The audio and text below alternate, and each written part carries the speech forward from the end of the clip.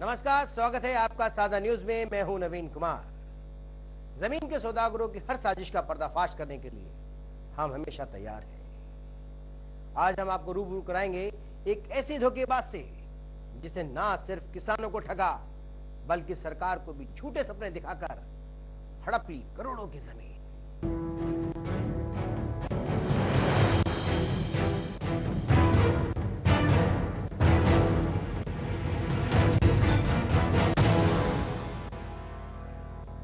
प्रकृति की खूबसूरती को संजोए इंदौर के चेहरे पर दाग लगाने की कोशिश करने वालों का हम लगातार पर्दाफाश कर रहे हैं। डीएलएफ के बाद एक और धोखेबाज का हम पर्दाफाश करने जा रहे हैं। आइए देखते हैं इस धोखेबाज का काला सच।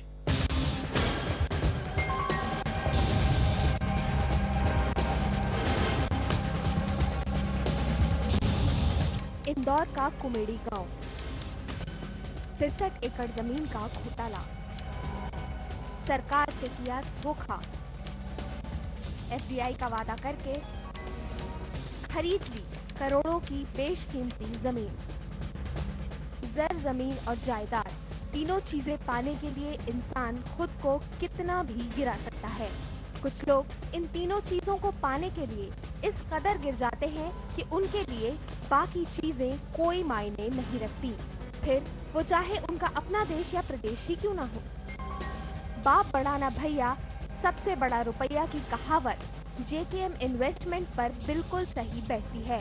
अपने फायदे के लिए उसने प्रदेश सरकार को भी नहीं छोड़ा और एफडीआई का हवाला देकर करोड़ों रुपए की बेशकीमती जमीन कौड़ियों के भाव खरीद ली।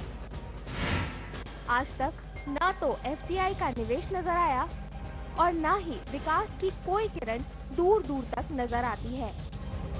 अगर कुछ दिखाई देता है तो खाली पड़ी जमीन या फिर तैयार होती आवासीय कॉलोनियां, जबकि सरकार से किए गए वायदे के मुताबिक कंपनी को ये जमीन विकास करने के लिए दी गई थी, जिससे लोगों को रोजगार के अवसर प्राप्त हो सके। लेकिन बजाय रोजगार के अवसर उपलब्ध कराने के, जेकेएम इन्वेस्टमेंट ने इस जमीन पर लोकल बिल्डर्स के साथ मिलकर टाउनशिप का निर्माण करना शुरू कर दिया। इस टाउनशिप में हाई राइज बिल्डिंग के साथ ही बंगले भी बनवाए जा रहे हैं, जिनको ऊंचे दामों पर बेचा जाएगा। जेकेएम ने साल 2007 में प्राधिकरण से जब ये जमीन खरीदी थी, उस समय इसकी कीमत 100 करोड़ से भी ज्यादा थी। लेकिन जिस तरह से प्रॉपर्टी के दाम आसमान छू रहे हैं, उससे अंदाजा लगाया जा सकता है कि 100 करोड़ की जमीन की कीमत 5 साल में कितने गुना बढ़ गई होगी। अगर उत्तर प्रदेश के नोएडा का उदाहरण लिया जाए तो साल 2007 में 2.5 से 3 लाख में बिकने वाले ईडब्ल्यूएस फ्लैट्स की कीमत साल 2012 में 16 से 17 लाख रुपए के करीब हो चुकी है। ऐसे में 100 करोड़ की जमीन के दाम का अंदाजा आप खुद लगा सकते हैं। 5 सालों से लगातार ये धोखेबाज सरकार और लोगों को धोखे में रख रहा था, लेकिन एक आरटीआई के जरिए जैसे ही इसका चिट्ठा खुला, प्रशासन ने सख्ती दिखानी शुरू कर दी।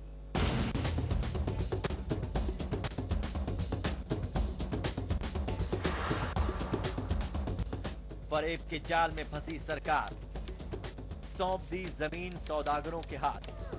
ना खुदा ही मिला न बिसाले सनम, यानी गरीब किसान भी ठगा गया और सरकार भी। दरअसल जेकेएम पर लोगों को शक तब हुआ जब बजाय बिग मॉल के किसानों की जमीन पर एक तरफ होटल मौर्या शेरेटन की इमारत बुलंद होने लगी और दूसरी तरफ ऊंची ऊंची बिल्डिंग्स और बंगले बनने लगे। अचानक से सामने आई इस धांधली के पीछे की सच्चाई जानने के लिए इंदौर के right to information activist Rajesh जैल ने आरटीआई के जरिए ये सारी जानकारी जुटाई। राजेश इस धोखाधड़ी का सीधा जिम्मेदार ठहराते हैं जेकेएम इन्वेस्टर्स को और उन्हें शक है कि इस कंपनी को शह देने में सरकारी महकमे के कुछ लोगों का भी हाथ हो सकता है। तो मध्य प्रदेश सरकार ने भी 2010 में, ये आपके पास कागज है उसका, इनको ये नोटिस दिया था कि क्यों ना आपका एमओयू निरस्त कर दिया जाए, क्योंकि आपने शर्तों का पालन नहीं किया है। लेकिन ऐसा लगता है कि कुछ अधिकारियों को भी शायद इन्होंने अपने प्रभाव में ले लिया है, इसके कारण एमओयू निरस्ती की कार्रवाई सरकार ने आज तक नहीं की। जेकेएम की धोखाधड़ी का शिकार प्रशासन तो बना ही, साथ ही किसानों को भी भारी नुकसान पहुंचा।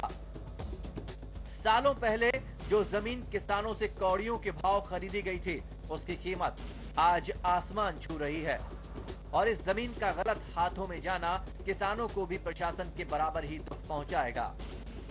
जब 2007 में जब ये एमओयू साइन हुआ था, उस वक्त इस कंपनी ने कुमेडी के किसानों की जमीनें खरीदी, सस्ते में खरीदी जमीनें, और इन जमीनों को बाद में आज जमीनें 1800 करोड़ रुपए कीमत की हो गई है।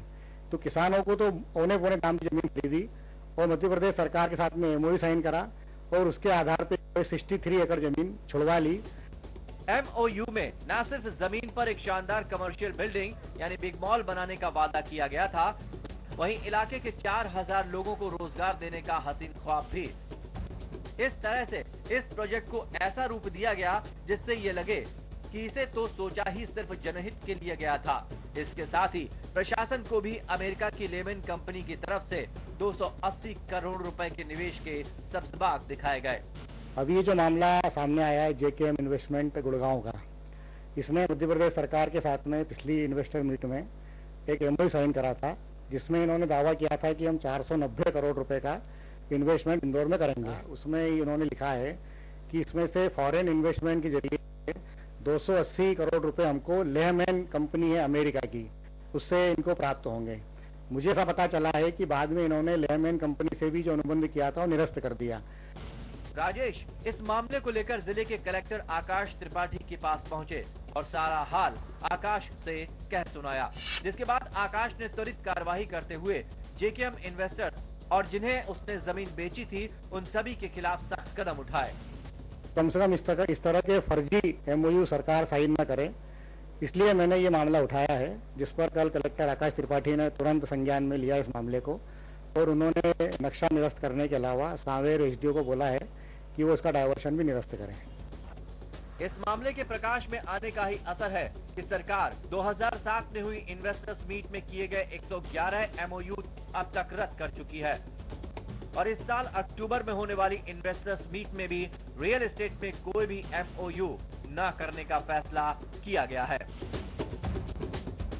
हमारे लिए ये जानना जरूरी है हमारा हक क्या है और अपने हक के लिए कानून की जानकारी होना बेहद जरूरी है, वरना आप इसी तरह से धोखेबाजों का शिकार होते रहेंगे। अब बने रहिए हमारे साथ, जल्द लौटते हैं।